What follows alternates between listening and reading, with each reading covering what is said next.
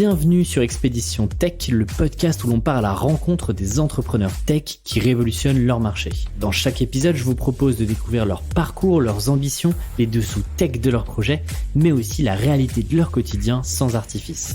Et cette semaine, je vous propose de découvrir l'histoire de Metron avec son fondateur Vincent Ciandra. Et c'est parti sans transition, on se retrouve directement avec Vincent. Bonjour Vincent. Bonjour. Bienvenue sur Expédition Tech. Alors aujourd'hui, on va parler de toi bien sûr, mais surtout de Metron, l'entreprise que tu as cofondée en 2013 déjà. Et c'est aujourd'hui près de 130 salariés, présence internationale, pas mal de réussites jusqu'à maintenant, dont on va bien sûr revenir en détail dans ce podcast. Mais en guise d'introduction, est-ce que tu peux me présenter rapidement ce qu'est Metron et concrètement comment ça marche pour des néophytes qui découvrent un petit peu le secteur et puis Metron ? Bien sûr. Metron aide les industriels à réduire leur consommation énergétique grâce à une plateforme technologique qu'on a développée qui est capable de capter toutes les informations existantes dans l'usine et, à partir de ces informations, être capable de faire des modèles prédictifs de chacune des machines, comprendre le fonctionnement et derrière réussir à trouver des leviers de performance énergétique, c'est-à-dire réduire la consommation énergétique de l'usine tout en produisant autant et à la même qualité, bien sûr. Donc concrètement, moi j'ai une usine par exemple, je sais pas, une usine automobile. En fait, vous venez vous brancher sur mes machines et pour récupérer de la donnée et optimiser ce que je fais déjà, c'est ça ? Exactement. La force de la solution qu'on a développée, c'est de partir de l'existant. C'est-à-dire, on ne vient pas changer les machines ou installer de nouveaux capteurs, on vient capter l'information existante et optimiser les machines existantes. Ce qui fait qu'on fait un véritable levier sur les outils de production déjà en place. Et ça, c'est quelque chose de très important pour les industriels, parce que si tu as une usine automobile, tu as fait des énormes investissements, et derrière, tu dois être capable de réduire cette consommation énergétique tout en prenant en compte les investissements que tu as déjà réalisés. Donc ça, c'est très important pour l'industrie d'aujourd'hui. Alors, on va revenir en détail sur la technologie derrière et puis comment est-ce que vous mettez ça en place chez vos clients. Avant ça, il y a un angle qui nous servira un petit peu de fil rouge, je pense, pendant l'épisode. C'est ce qui est assez dingue, c'est que vous avez réussi, et vous continuez de le faire, à convaincre des groupes industriels qui font quand même déjà pas mal de choses, que des petits jeunes comme vous à l'époque, en 2013, étaient capables de collecter, analyser la donnée et surtout leur permettre de faire des économies au sein même de leurs usines. Avant ça, est-ce qu'on peut revenir un peu sur ton parcours, parce que je sais que c'est dans l'ADN de Metron, c'est le développement à l'international qui s'est fait très très tôt dans son histoire. Toi, comment est-ce que tu te retrouves à créer une entreprise dans un secteur, tu vois, aussi pointu, où tu es entre l'industrie, l'énergie, la data ? Je suppose que tu n'es pas arrivé là-dedans par hasard. Oui et non. C'est la partie la plus intéressante. Je pense que dans tout parcours entrepreneurial, il y a une part de volonté, mais il y a aussi une part de chance. C'est-à-dire que moi, à la base, je suis pas énergéticien. Je viens pas du monde de l'énergie ni du monde de l'industrie. Je viens par contre plus du monde de la data. Mon parcours, il est celui d'un ingénieur en système embarqué à la base, et puis après, j'ai fait un doctorat en système d'information, en système embarqué, et dans mon doctorat, j'ai pu explorer énormément de choses. C'est ce que j'ai trouvé extraordinaire dans le monde de la recherche, c'est que finalement, on essaie de résoudre un problème scientifique et on y applique des technologies ou on cherche des technologies qui peuvent répondre à ce problème scientifique. Et du coup, on se force à se poser la question, est-ce que ce problème, je peux l'avoir ailleurs ? Moi, mon application dans ma thèse de doctorat, c'était sur les transports publics et j'ai rapidement découvert que dans l'industrie, dans les problématiques de l'industrie qu'avaient les industriels, il y avait des problématiques similaires à ce que j'explorais dans le monde du transport public, c'est-à-dire collecter des informations en masse, être capable de les traiter et d'en créer des leviers de performance. Alors dans la mobilité, c'est de la performance sur le trajet ou sur le confort du voyageur. Dans l'industrie, c'est sur la performance même de la machine ou de l'usine en tant que telle. Donc il y avait des ponts comme ça que j'ai créé entre le savoir-faire que j'étais en train de développer dans mon doctorat et un marché qui est l'industrie et l'optimisation énergétique dans l'industrie. J'ai deux questions qui me viennent. Pourquoi est-ce que déjà tu te dis, alors qu'effectivement tu me le disais, tu viens pas de ce domaine de l'énergie, tu vois, dans une usine, alors je suis pas expert, tu me diras si je me trompe, mais tu as une multitude de choses que tu peux processiser, optimiser, que ce soit les cadences, les chaînes de prod, bref, il y a plein de choses. Pourquoi est-ce que tu te dis, il y a un enjeu, il y a un sujet sur la partie énergétique de l'usine? La complexité de l'outil industriel en fait, par définition, un véritable challenge à optimiser. Et donc, c'est là où la question qui se pose à tout entrepreneur, au moment de l'investissement, au niveau de la création d'entreprise, au niveau de est-ce que ça va avoir une valeur à un moment donné, c'est la barrière à l'entrée. Mhm. Et dans l'industrie, la barrière à l'entrée, elle est extrêmement forte. C'est-à-dire que pourquoi il n'y avait pas de solution technologique qui permettait de capter ces informations et d'en créer des leviers de performance énergétique, ou peu? C'était pas parce qu'il n'y avait pas de marché, c'était parce que la barrière à l'entrée était très très élevée.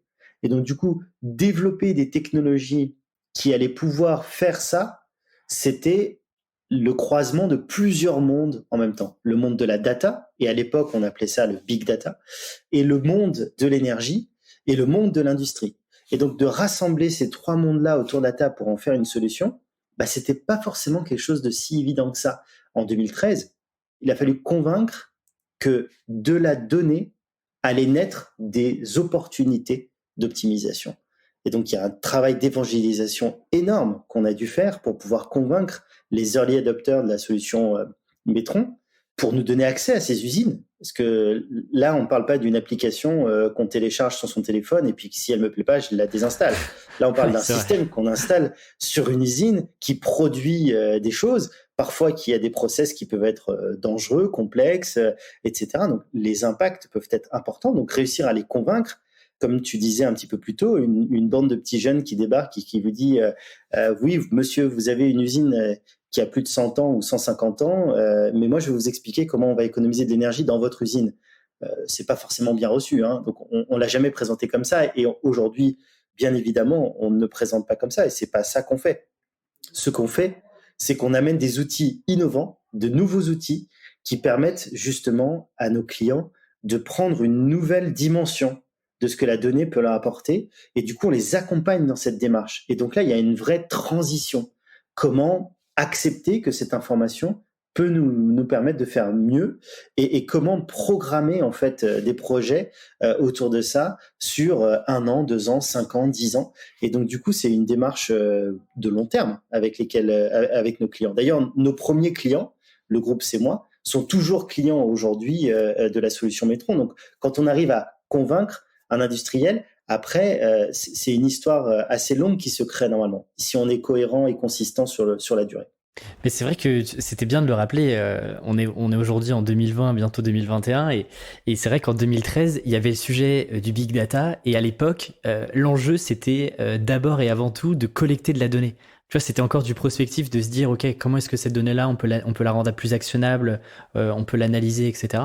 Donc effectivement, en revenant là-dessus, il y a 7 ans déjà, c'était déjà précurseur. Mais tu me parles justement de barrière à l'entrée. Comment est-ce que toi, tu commences à te faire une petite place au démarrage, tu vois, en lançant des POC et en commençant à poser les balbutiements de Metron? Comment est-ce que tu te fais ta place alors que, comme tu me le dis, les barrières à l'entrée sont déjà énormes? Est-ce que tu trouves des associés qui ont déjà un pied dans ce milieu-là? Comment est-ce que ça fonctionne? Bah, je pense que le début commence par l'inconscience, très honnêtement, c'est-à-dire ne pas être conscient des barrières à l'entrée, ça aide au tout début à justement les franchir. Je prends ça avec humour, mais aujourd'hui, avec le recul, nos tout premiers clients et les personnes qu'on est allé voir, le discours n'était absolument pas rodé, la technologie n'était pas ce qu'elle est aujourd'hui, et surtout notre découverte de la problématique de nos clients était totale. C'est-à-dire qu'on apprenait en même temps qu'on les prospectait. Et là, j'ai fait une rencontre assez extraordinaire. Aujourd'hui, mon associé, David, qui est le président de la société, qui a une soixantaine d'années, donc qui a une trentaine d'années d'écart avec moi, m'a apporté énormément dans cet environnement industriel et dans la structuration d'entreprise. La première chose qui m'a dit, et en fait, lui, c'est l'ancien vice-président innovation d'un groupe américain qui s'appelle Emerson, qui est un groupe qui est très fortement ancré dans l'industrie. Et il a fait le pari de Metron sur l'équipe. C'est-à-dire qu'il a eu l'envie de participer à cette aventure parce que nous, on était extrêmement motivés à faire non pas un petit projet Metron, mais avec une ambition vraiment globale. Et ça lui a beaucoup plu. Et donc là, il nous a aidés. Il nous a dit, si on veut aller vite et si on veut casser ces barrières, il faut tout de suite trouver les clients avec lesquels on va, dans un premier temps, co-construire la solution et dans un deuxième temps, qu'on va utiliser comme relais du message Metron, c'est-à-dire oui, la solution est intéressante, elle marche, elle fait des gains, vous pouvez y aller, on est passé avant vous. Et donc, du coup, trouver des clients qui seraient des ambassadeurs, et d'abord des testeurs, et après des ambassadeurs, ça a été vraiment un élément fondateur pour Metron. Et donc, très vite, on a commencé la société en juillet 2013, très vite, on a commencé à développer les premières briques de la plateforme, et dès février 2014, on a trouvé notre premier client, qui est l'usine du groupe C'est Moi, donc des chocolatiers. C'est sympa de commencer son histoire industrielle dans le monde du chocolat. Ouais, c'est pas mal. Il y a pire comme usine que les usines de chocolat pour faire son apprentissage. Et globalement, en fait, pendant 6 mois, on a travaillé avec cette usine pour faire vraiment une solution qui allait répondre aux besoins de tous les niveaux de l'usine, c'est-à-dire des opérateurs de machines jusqu'au top management. Et donc, du coup, d'avoir vraiment cette vision user-centrique de l'industrie et de la solution qu'on voulait développer. Et très vite, en fait, finalement, on a fait des gains sur cette usine. Et c'est le groupe C'est Moi qui a fait la promotion de ces gains dans la presse spécialisée. Et donc, ça, c'est le meilleur ambassadeur qu'on puisse avoir, c'est-à-dire le client qui dit j'ai réussi à faire X% d'économie grâce à la solution Metron. Bon, très vite, on était propulsé un peu sur le devant de la scène.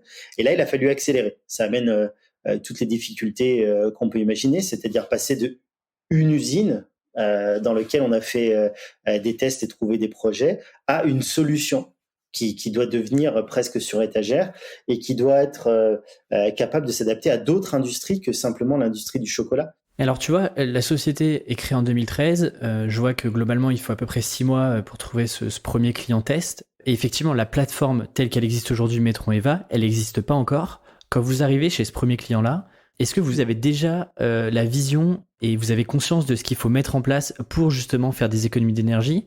Ou en fait, l'idée c'est on a besoin de récupérer de la donnée, on va essayer de processer cette donnée-là et voir ce qu'on peut en tirer. C'était quoi un petit peu tu vois, est-ce qu'il y avait déjà une vision super claire sur voilà le point A, voilà le point B où on doit y arriver et voilà le chemin par lequel on va passer, tu vois? Alors l'approche qu'on a eue et qui a été longtemps la nôtre et aujourd'hui qui a un petit peu évolué parce que grâce à l'expérience, on a pu améliorer le process, c'était de dire, grâce à la donnée existante, on va détecter des projets d'optimisation qui ne sont pas intuitifs. C'est-à-dire tout un tas de projets, tout un tas d'opportunités qu'on n'arriverait pas à détecter, si tu me permets le terme, un petit peu à l'œil nu. C'est-à-dire en face de la machine, sans rentrer dans les entrailles du système, c'est-à-dire rentrer dans les données. Donc vraiment, à part des choses qui sont simples à détecter ou simples à comprendre, rentrer dans la machine et aller chercher les choses les plus complexes. Donc ça a été le positionnement Metron pendant longtemps et ça l'est encore en partie. Mais la vision 1, c'était ça. Collecter la donnée. C'était le premier enjeu. Être capable derrière d'homogénéiser cette donnée. Parce que tu as des données qui viennent à des pas de temps différents. D'un côté, tu as des informations qui viennent des ERP tous les jours. D'autres informations qui sont des compteurs qui viennent toutes les millisecondes. Comment faire que toutes ces informations puissent être traitées? Il faut les mettre sur des bases de temps homogènes, etc. Enfin, il y a toute une complexité dont l'industriel se fiche, parce que c'est pas son métier et puis il n'a pas à rentrer là-dedans, mais qui est notre problématique technologique en dessous, c'est comment réussir à comparer finalement des informations en gardant une rigueur scientifique qui est extrêmement importante. Et donc ça, c'était l'enjeu premier. Et grâce après, derrière, à des traitements statistiques, être capable de détecter des patterns, de classer les informations. Je ne vais pas employer le mot de cluster parce qu'en ce moment, il est un petit peu galvaudé, mais globalement, trouver et classifier les informations et les mettre dans des groupes pour commencer à comprendre un petit peu les paramètres d'influence de certains éléments. Et puis après, discuter avec le métier, discuter avec le client pour dire on a détecté ça, est-ce que ça a du sens, pas de sens, etc. Ça, c'était le dialogue de départ.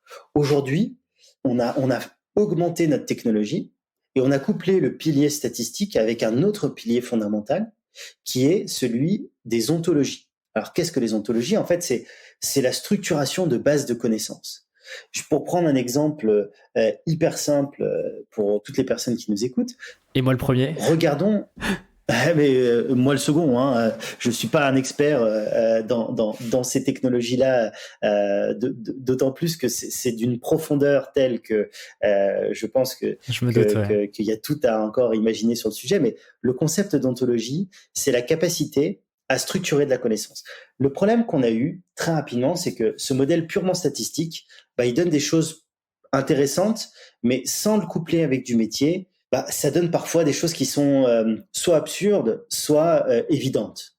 Et donc, du coup, l'industriel, il n'a pas forcément besoin de ça. Lui, il a besoin d'avoir une information qui soit extrêmement consistante par rapport à son contexte métier à lui.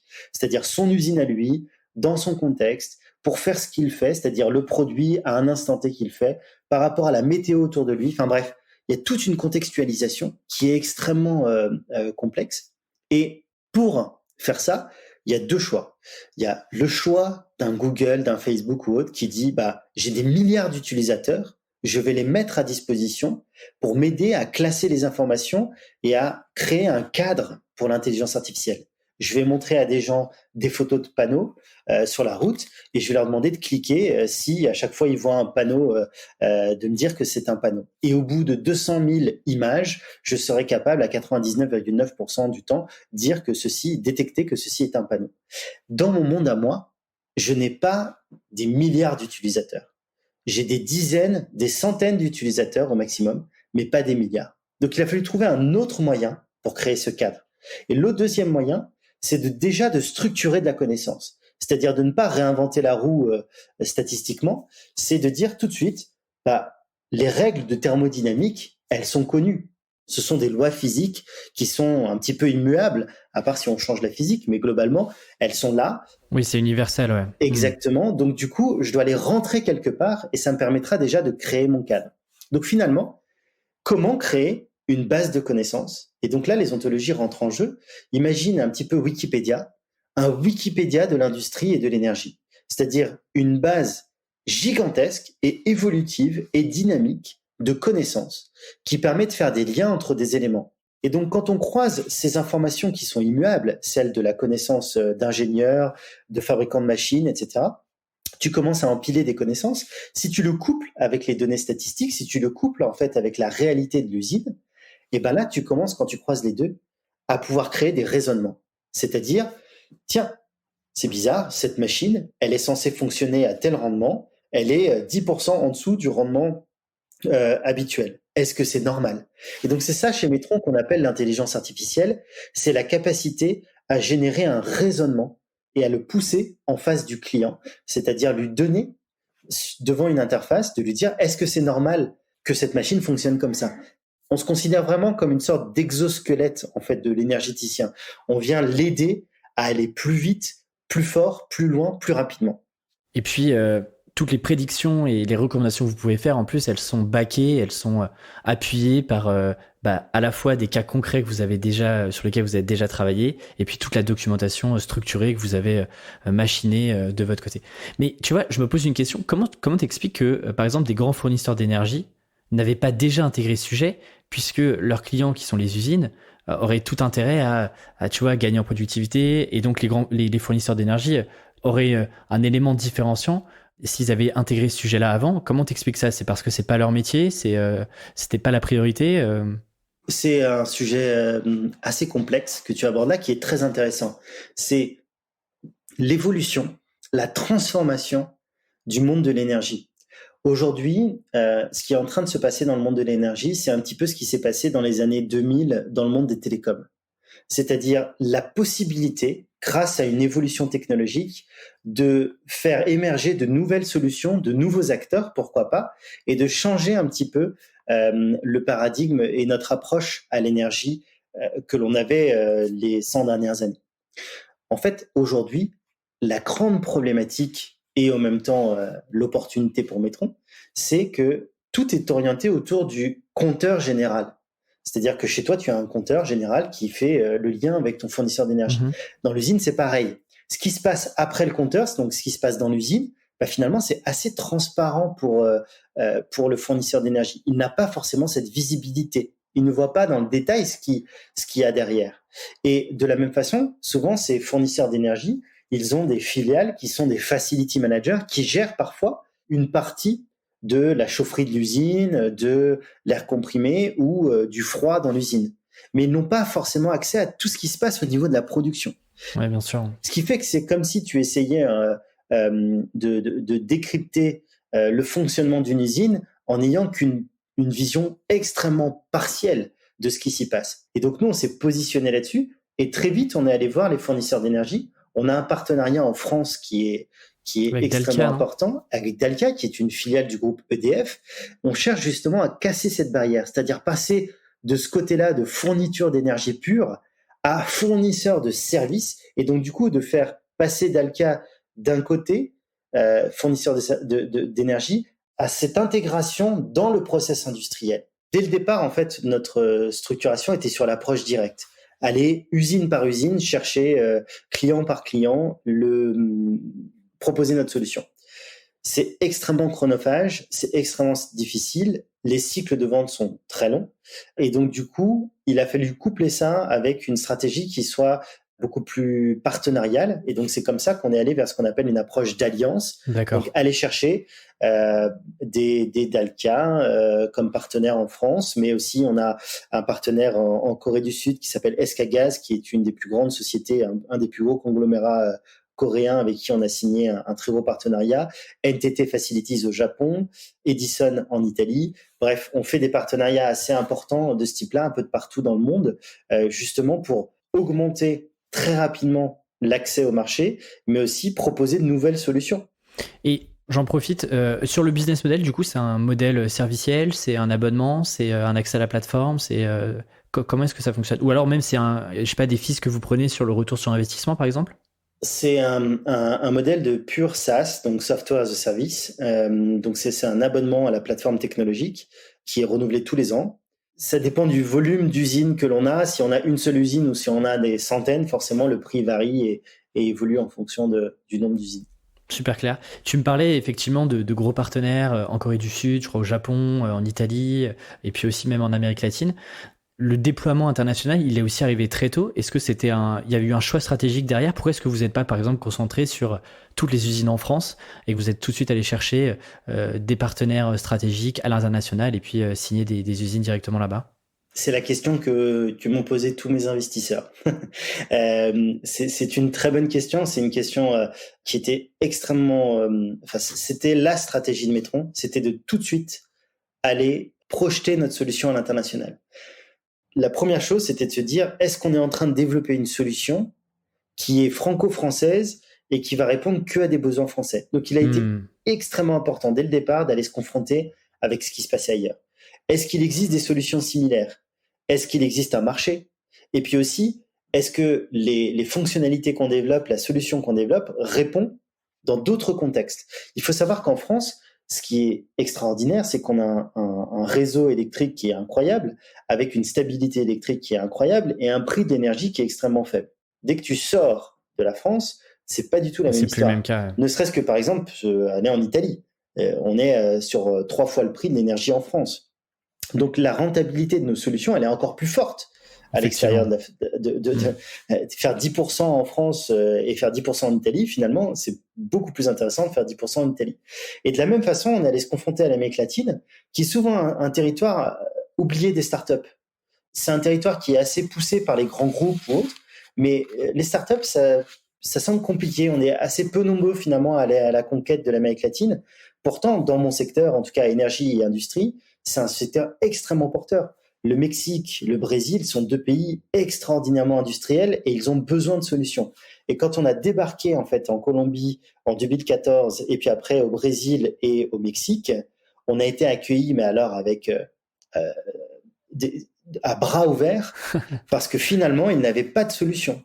Il n'y avait pas sur le marché, à part Schneider Electric ou Siemens, finalement, à part des très très grands groupes et donc du coup des prix d'accès à des solutions extrêmement élevés, il n'y avait aucune compétition. Donc, si on avait été franco-français et qu'on avait attendu 5-6 ans pour éduquer le marché, pour transformer l'essai et devenir leader, peut-être que d'autres auraient pris notre place à ce moment-là, des entreprises américaines ou des entreprises d'autres pays auraient pris cette position Là, on les a pris avant eux et aujourd'hui, Metron est une référence dans cette zone-là. Alors, je comprends qu'il y a plein de filiales. En revanche, toute la partie tech et R&D, elle est restée en France et notamment à Paris. Pareil, là-dessus, c'est un choix. Pourquoi est-ce que vous avez décidé, vous auriez très bien pu aussi, toute la partie R&D et tech, en fait, la délocaliser?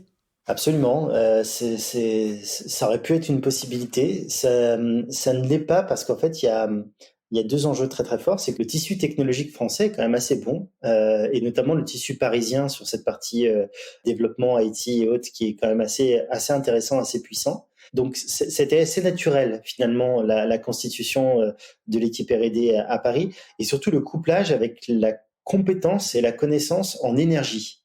Et là, on touche un sujet qui est extrêmement euh, que j'ai découvert, qui est extrêmement sensible finalement dans le monde, c'est qu'il existe peu d'ingénieurs spécialisés en énergie, en efficacité énergétique notamment, et qui ont le savoir-faire que l'on a développé en France depuis une cinquantaine d'années.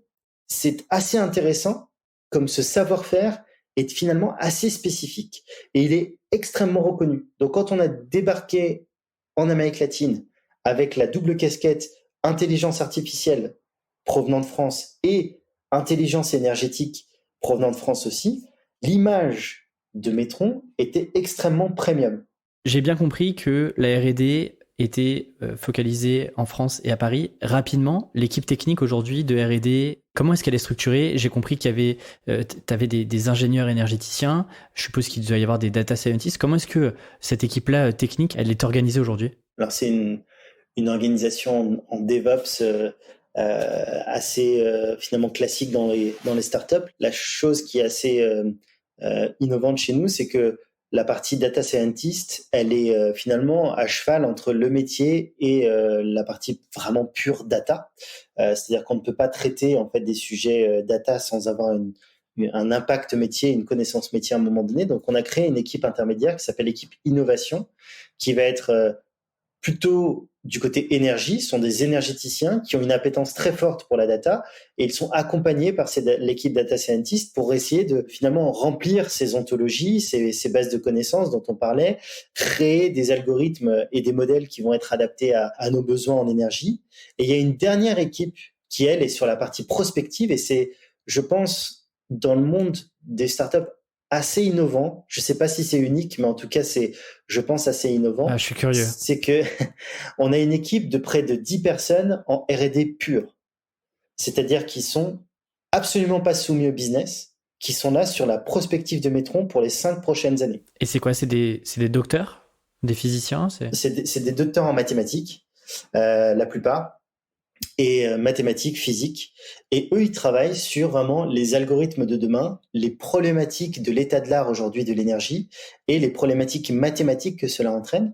Et donc, eux, ils sont purement sur une R&D scientifique du terme.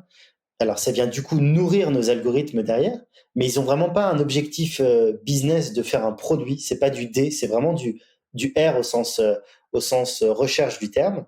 Et ils travaillent avec des laboratoires de recherche, de polytechniques, de différents endroits. Et donc, du coup, sur chaque thématique, ils font un partenariat avec un laboratoire. Et on est sur une thématique de faire des publications scientifiques, faire avancer l'état de l'art, et être capable de vraiment produire des algorithmes qui vont débloquer des verrous technologiques auxquels on fait face. Donc, de la R&D pure et dure. 10 personnes sur une équipe de 150 personnes aujourd'hui, c'est beaucoup pour une startup. En tout cas, pour nous, c'est un investissement important, mais on y croit parce que c'est vraiment l'avenir de Metron. Effectivement, pour connaître le monde des startups, c'est extrêmement rare là où chaque recrutement compte et on mesure avec le plus de précision possible le retour sur investissement de chaque personne et l'impact que ça peut avoir sur le business. Effectivement, je pense que c'est la première fois que j'entends ça, mais effectivement, vous préparez la suite avec une vision qui est très long-termiste. Je te propose de passer à la question rituelle de fin. On le sait aujourd'hui, la tech détruira forcément des emplois d'ici 10-15 ans. Alors bien sûr, tout n'est pas pessimiste, heureusement, et je pense qu'il y aura plein de nouveaux métiers qui vont émerger. Mais tu vois, quand moi j'imagine, avec mon regard de néophyte, un peu l'usine du futur, tu vois, je vois plein de robots, je vois de l'automatisation, je vois très peu d'humains, je vois aussi potentiellement un pilotage énergétique par Metron. Est-ce que vous êtes posé la question justement de l'impact de votre solution sur les emplois de demain, notamment dans les usines ? Absolument, c'est des sujets qu'on a au quotidien, d'ailleurs avec nos clients actuels. Quand on approche certains groupes industriels, les premières réactions qui sont assez conservatrices, et c'est normal, c'est mais avec votre solution, vous allez prendre mon job. Enfin, vraiment, votre technologie, elle fait tout, elle sait tout faire sur la partie énergie. C'est pas vrai, hein, mais c'est vu comme quelque chose qui est un outil assez puissant. Donc du coup, moi, en tant qu'énergéticien dans l'usine, à quoi je vais servir? Donc c'est pour ça que je reprends le concept d'exosquelette, parce que c'est très intéressant. L'exosquelette n'a pas pour objectif de remplacer le squelette d'une personne. Il est là pour démultiplier les capacités musculaires d'une personne. Et donc nous, c'est vraiment dans cette optique-là, c'est-à-dire mettre l'humain au centre de la technologie, et puis après, autour, de lui donner vraiment les outils pour pouvoir s'augmenter, donc de faire des choses plus vite, et aussi, surtout, d'être capable de prendre des décisions sur une base quantitative. Donc en fait, je pense que le boulot d'énergéticien de demain sera un boulot sur lequel, dans l'usine en tout cas, l'ingénieur énergie va pouvoir se concentrer sur des problématiques de fond qui aujourd'hui il n'a pas forcément le temps de faire parce qu'il est dans l'urgence des petites choses. Donc là, être capable de se poser sur les problématiques de fond et d'être conseil dans son usine pour anticiper les problématiques qu'il y aura demain. Et donc du coup, ça vient augmenter un petit peu sa vision et tout le tout venant, on va dire, l'optimisation au quotidien, aidé par un assistant virtuel qui va venir l'épauler. Ça, c'est une première chose à ce niveau-là. Mais j'aimerais aller plus loin, si tu me le permets. Je t'en prie. Notre vision chez Metron, et c'est une vision très très forte, c'est d'être capable de décarboner l'économie en digitalisant l'énergie. Donc, grâce à ce levier de la digitalisation de l'énergie, comment être capable d'avoir un impact sur la société, un impact sur la planète. Donc, on le voit vraiment comme un moyen. Et notre objectif, c'est d'être capable de former les gens. Donc, ça va être pas seulement des outils, mais aussi des leviers de formation pour aider les entreprises, les individus, les ingénieurs à prendre la thématique de l'énergie et prendre la thématique de la neutralité carbone comme non pas simplement un objectif, mais une obligation dans leur feuille de route technologique, managériale et autres, et comment la mettre au centre de leurs problématiques. Écoute, Vincent, je te souhaite plein de courage et de continuer sur cette belle ambition avec toute l'équipe. Je te remercie beaucoup d'avoir partagé un moment avec moi. C'était super intéressant et très instructif. Et je te souhaite une belle aventure et je te dis à très vite. Merci beaucoup. À très vite. Merci d'avoir écouté l'épisode jusqu'au bout. Si vous avez apprécié notre conversation avec Vincent, le meilleur moyen de soutenir Expédition Tech, c'est de partager le podcast à vos collègues et à vos amis. Et pour aller plus loin, n'oubliez pas de noter le podcast sur Apple Podcasts ou iTunes. C'est ce qui nous aide le plus à faire connaître Expédition Tech et à préparer la prochaine saison. Et quant à moi, je vous dis à très vite pour un prochain épisode.